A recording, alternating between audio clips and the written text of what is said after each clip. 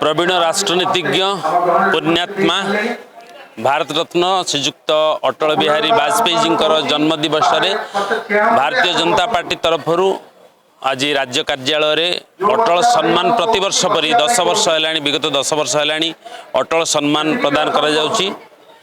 राष्ट्रभक्ति राष्ट्रप्रेम जहाँ भितर उज्जीवित हो रही आसी आज पर्यंत दलमत निर्विशेष जे समाज पाई एक अनन्य उदाहरण साजिचंती तांको अटल सम्मान ने प्रदान करा जाउची आज प्रतिवर्ष भली।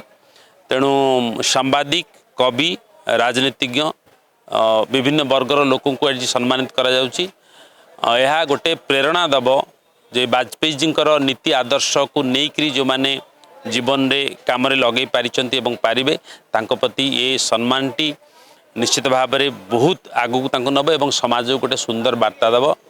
तेणु एभली एक कार्यक्रम रे मुझे उपस्थित रही बहुत गर्वित मन करुच्ची एवं मु आशा करी निश्चित भाव में अटल जी जन्म जयंती आज जो भली एक भव्य कार्यक्रम आयोजन करा जाउची सेटा बड़ कथा न पारे। बड़ कथा होची तांकर नीति आदर्श को लेकर आम जीवन में केमती काम लगेबा से गोटे महान काम हो पारे।